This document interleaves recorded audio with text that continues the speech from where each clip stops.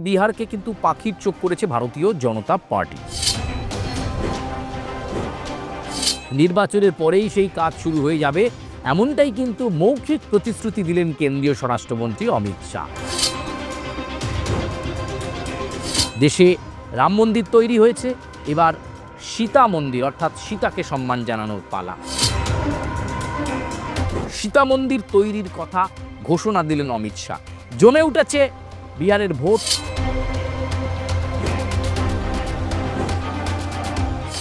নমস্কার, আমি সুচারু। দাদা দিদির রাজনীতির এই প্ল্যাটফর্মে আপনাদেরকে স্বাগত জানাই।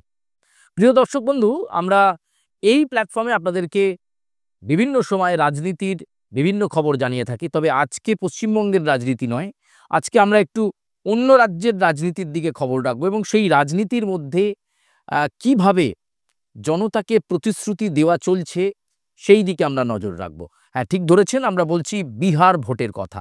কারণ বিহার ভোট একেবারে দরজায় কড়া নাড়ছে। 6 এবং 11ই নভেম্বর ভোট, 14ই নভেম্বর গণনা।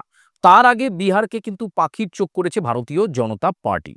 বলা ভালো, কেন্দ্রীয় স্বরাষ্ট্রমন্ত্রী অমিত শাহ বারে বারে ছুটে যাচ্ছেন বিহারে এবং তার সঙ্গে প্রথম থেকেই আমরা জানি ভোট কৌশলী বর্তমানে রাজনৈতিক দল তৈরি করেছেন। প্রশান্ত কিশোরের সঙ্গে তার ঠান্ডা যুদ্ধ বহুদিনের, কারণ একটা সময় নরেন্দ্র মোদীর সঙ্গে যখন প্রশান্ত কিশোরের একেবারে ঘনিষ্ঠ সম্পর্ক ছিল, একেবারে প্রশান্ত কিশোরের কথা শুনেই স্টেপ নিতেন নরেন্দ্র মোদী, ঠিক সেই সময় এই দুজনের মধ্যে দূরত্ব তৈরি করে দেন অমিত শাহ এবং তারপর থেকেই কিন্তু দুজনের মধ্যে একটা ঠান্ডা লড়াই রয়েছে। প্রশান্ত কিশোর বড় না অমিত শাহ বড়, এ নিয়ে আমরা এর আগেও আলোচনা করেছি, ব্যাখ্যা বিশ্লেষণ করেছি। কিন্তু বিহারের মাটিতে দাঁড়িয়ে আবার এক নতুন প্রতিশ্রুতি দিলেন অমিত শাহ এবং কেন্দ্রীয় স্বরাষ্ট্রমন্ত্রী বিহারবাসীর মন জয় করতে প্রতিশ্রুতি দিলেন এবং তিনি কথা দিলেন সেই প্রতিশ্রুতি তারা রাখবেন। আচ্ছা, আপনাদের নিশ্চয়ই মনে আছে উত্তরপ্রদেশের অযোধ্যায় রাম মন্দির তৈরির কথা ঘোষণা দিয়েছিলেন প্রধানমন্ত্রী নরেন্দ্র মোদী। তারপর একেবারে সময় মাফিক হয়েছিল এবং সেই রাম মন্দিরের উদ্বোধন ঘটা করে হয়েছিল এবং গোটা ভারতবর্ষ সেই ছবি দেখেছিল রাম মন্দিরের। এবার রাম মন্দিরের পর আবার এক গুরুত্বপূর্ণ মন্দির আমাদের দেশে হতে চলেছে।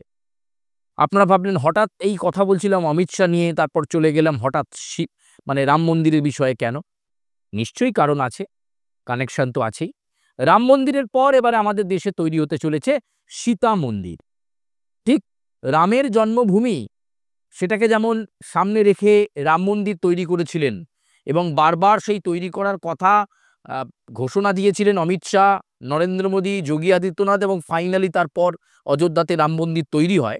একই রকমভাবে এবার মিথিলাতে, হ্যাঁ, বিহার ভোটে গিয়ে এমনই প্রতিশ্রুতি দিলেন, প্রচারে গিয়ে প্রতিশ্রুতি দিলেন মিথিলাতে, যেখানে সীতার আবির্ভাব হয়েছিল, সেই মিথিলাতে সীতা মন্দির তৈরি হবে এবং সেই সীতা মন্দির তৈরি করবে। নির্বাচনের পরেই সেই কাজ শুরু হয়ে যাবে, এমনটাই কিন্তু মৌখিক প্রতিশ্রুতি দিলেন কেন্দ্রীয় স্বরাষ্ট্রমন্ত্রী অমিত শাহ। দেশে রাম মন্দির তৈরি হয়েছে, এবার সীতা মন্দির অর্থাৎ সীতাকে সম্মান জানানোর পালা। এতদিন পর্যন্ত বহু বিতর্ক ছিল যে দশরথের সেই রাজ্যে সকলে ছিল কিন্তু রামেরই কিছু ছিল না। পরবর্তীকালে সেই জায়গায় রাম মন্দির তৈরি হওয়া এবং অযোধ্যাতে লাখো লাখো কোটি কোটি মানুষ এখন রাম মন্দির দর্শনের জন্য যায়। এবার সীতা মন্দির তৈরি হবে এবং মিথিলাতে সেই সীতা মন্দির তৈরির পরিকল্পনার কথা জানিয়ে দিলেন অমিত শাহ। বিহারের নির্বাচনে ধর্ম যে একটা গুরুত্বপূর্ণ ইস্যু, সেটা খুব গুরুত্বপূর্ণ এবং সেখানে বিহারবাসীর মন জয় করতে, বিহারের ভোটারদের মন জয় করতে সীতা মন্দিরের কথা বলে দিলেন অমিত শাহ। তিনি বলে দিলেন সরকারের তরফে সেটা করা হবে, নির্বাচিত সরকারই সেটা করবে, আপনারা শুধু পাশে থাকুন। অর্থাৎ একেবারে খুলে আম সেই বার্তা তিনি দিয়ে দিলেন। অর্থাৎ অনেক আগে থেকেই এই পরিকল্পনা চলছিল যে মিথিলাতে সীতার আবির্ভাবের যে জায়গা, সেইখানেই সীতা মন্দির তৈরি করার পরিকল্পনা। অবশেষে সেই পরিকল্পনা বাস্তবায়নের পথেই কিন্তু হাঁটতে চলেছে, এমনটাই কিন্তু কেন্দ্রীয় স্বরাষ্ট্রমন্ত্রী অমিত শাহের কণ্ঠে শোনা গেল। শুধু তারা বললেন যে ভারতীয় জনতা পার্টির পাশে থাকতে হবে, নীতিশ কুমারের পাশে থাকতে হবে, তাহলেই সীতা মন্দির তৈরি হওয়া শুধু সময়ের অপেক্ষা। আমরা অতীতেও দেখেছি এইভাবে বিভিন্ন ইস্যুকে সামনে রেখেছে ভারতীয় জনতা পার্টি। ওই কথায় ঘুরে ফিরে বারবার রাম মন্দিরের কথা আসবে, ঠিক সেরকমভাবেই সীতা মন্দির তৈরির কথা ঘোষণা দিলেন অমিত শাহ। জমে উঠেছে বিহারের ভোট এবং এক্ষেত্রে অমিত শাহের এই সীতা মন্দির তৈরি করার পরিকল্পনার বার্তার পর প্রশান্ত কিশোররা কি বলছেন বা বাকি রাজনৈতিক দলগুলো কি প্রতিক্রিয়া দিচ্ছেন তার দিকে অবশ্যই আমাদের নজর থাকবে।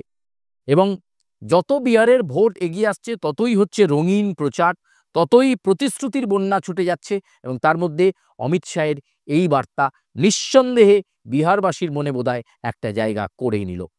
দাদা দিদির রাজনীতি প্ল্যাটফর্মে আজকে এই পর্যন্ত। তবে আবার কোনো বিষয় নিয়ে, রাজনীতির কোনো চর্চা বা কোনো বিতর্ক নিয়ে, রাজনৈতিক কোনো সমীকরণ নিয়ে আপনাদের সঙ্গে নিশ্চয়ই দেখা হবে। তবে আপাতত আমি সুচারু বিদায় নিচ্ছি।